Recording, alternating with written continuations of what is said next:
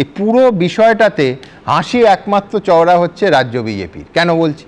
একটা 21শে জুলাই এবছর ভেঙে 3 টুকরো হয়ে গেল।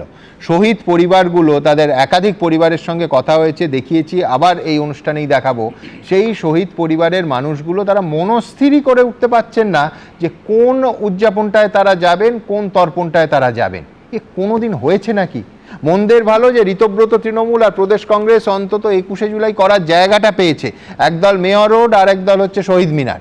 আর মমতা বন্দ্যোপাধ্যায়ের নেতৃত্বাধীন কালীঘাট তৃণমূল, যারা এতদিন আইনের তোয়াক্কা না করে ভিক্টোরিয়া হাউসের সামনে জমায়েত করতেন, তারা ভেন্যু অর্থাৎ কোথায় তারা করবেন সেটাই এখনো কেউ জানে না।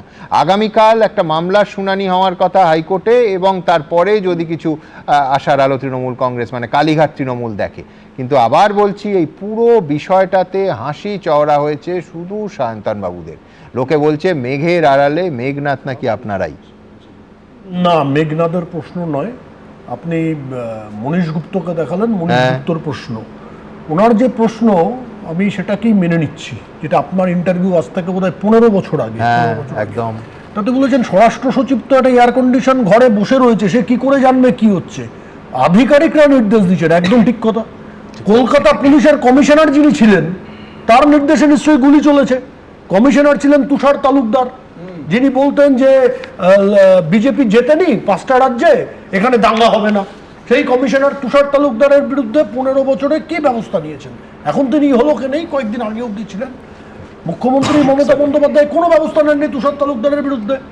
কোনো ডিসিপি র্যাঙ্কের তৎকালীন অফিসার, তার নিচের কোনো অফিসার কি ব্যবস্থা নিয়েছেন? এর জবাব তো দিতে হবে। দ্বিতীয় হচ্ছে, যেটা বিশ্বনাথ দা বলছেন যে রাজ্য সরকার সুশান্ত চ্যাটার্জির কমিশনের রিপোর্টটা বার করুন, আদৌ ওটা আছে না ওটা অন্তর্জলি যাত্রা হয়ে কেওড়াতলায় চলে গেছে? তার গ্যারান্টি দিতে পারবেন? গ্যারান্টি দিতে পারবেন? কিন্তু কারণ যা রাজ্য প্রশাসন চলেছে, এমন হতে পারে ওটা তো কালীঘাটের মতো কেওড়াতলায় চলে গেছে। কিন্তু আমার এই সৌম্যদার প্রতি একটা প্রশ্ন আছে। সৌম্যদা পুরনো নেতা, আমরা অনেক বছর চিনি, আমি তখন কলেজে পড়ি।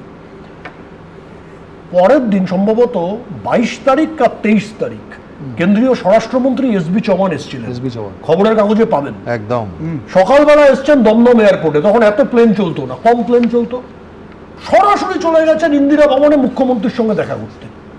তৎকালীন মুখ্যমন্ত্রী জ্যোতিবাবুর সঙ্গে প্রথম মিটিং। সেই মিটিং এর পরে এসবি চৌহান যা যা তার অফিসিয়াল বিবৃতি কেন্দ্রীয় স্বরাষ্ট্রমন্ত্রী হিসেবে দিয়েছেন।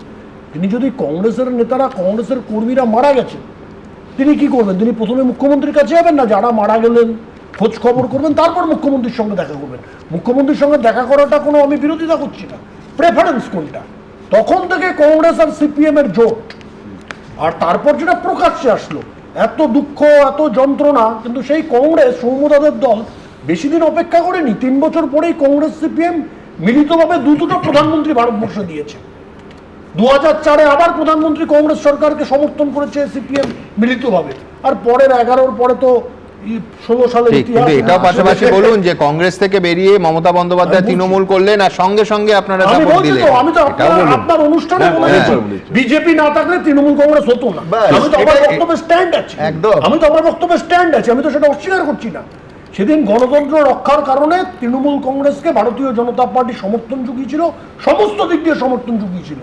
লালকৃষ্ণ আদবানি, অটল বিহারী বাজপেয়ী না থাকলে মমতা বন্দ্যোপাধ্যায় তৃণমূল হতো না। গণতন্ত্র রক্ষার কাছে কংগ্রেস থেকে লোক বিজেপি তখনও নিত, আজকেও নেই। গণতন্ত্র রক্ষার কংগ্রেস এক জায়গায় লড়াই করে, সেটাতে অসুবিধা আছে বলতে দিন। আমি বললেই সমস্যা হয়ে যাচ্ছে।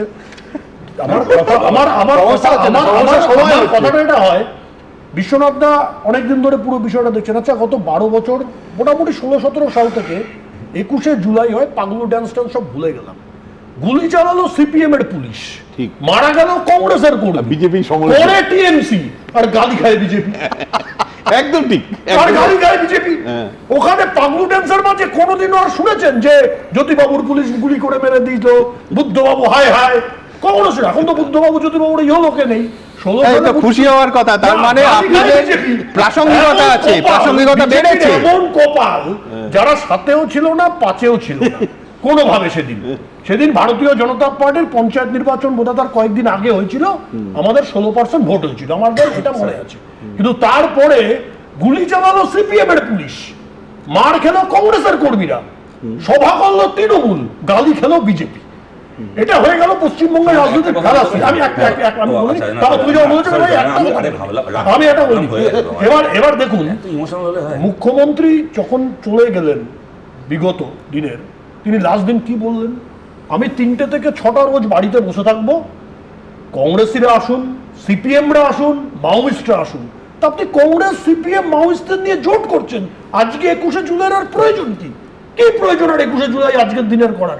কংগ্রেসের প্রয়োজন তো আগেই ফুরিয়ে গেছে, মমতা বন্দ্যোপাধ্যায়েরও প্রয়োজন ফুরিয়ে গেছে। আর এখন আপনি ওই নকল তৃণমূল না আসল তৃণমূল নতুনকে তৈরি করেছে, কেউ জানে না তারা কি করবেন, এটা তাদের বিষয়। কিন্তু আমার বক্তব্য পরিষ্কার, দুর্ভাগ্যজনক হলো সত্যি, একটা বড় ঘটনা ঘটেছিল। আজকের দিনে আমরা যারা রাজনীতি করি, যারা তৃণমূল করে, আমি তো আমাদের পাশে অনির্বাণ রয়েছে আমার ভাইয়ের মতো, অনির্বাণও 21শে জুলাইয়ের পুরো প্রেক্ষাপট জানে না। আমি দায়িত্ব নিয়ে বলছি, তৃণমূলের কর্মীরা জানে না 21শে জুলাইয়ের প্রেক্ষাপট, কারণ তাদের নেত্রী সবাইকে ভুলিয়ে দিচ্ছে। এবার বলতে পারি একটা সেন্টেন্স খালি বলা, প্রথম কথা কিন্তু শুধু একটাই অডিও ভিজুয়াল প্রেজেন্টেশনটাই অবশ্য মানে সেটাও তথ্যের ধারে কাছে গেল না, তাতেও এপিক কাট বলা হলো। গত বছর এটা প্রথম হয়েছিল। মানে আমি বলছি এবিটাকে তো অন্তত সত্যি কথা বলা হোক। শতরূপ টিএন সেশনের খুব বিরুদ্ধে বা সিপিএম খুব বিরুদ্ধে, বুঝো, পাগল কুকুর, প্রধানমন্ত্রীকে বলতেন ঘুমন্ত বুদ্ধ, এগুলো সব ছিল বিষয়। কিন্তু ভুলে গেলে চলবে না, পশ্চিমবঙ্গের নির্বাচন শতরূপরা কিভাবে করাতো, আফজাল আমানুল্লাহর রিপোর্ট আছে, একদিন এবিপি আনন্দে সেটা নিয়ে আলোচনা হওয়া দরকার।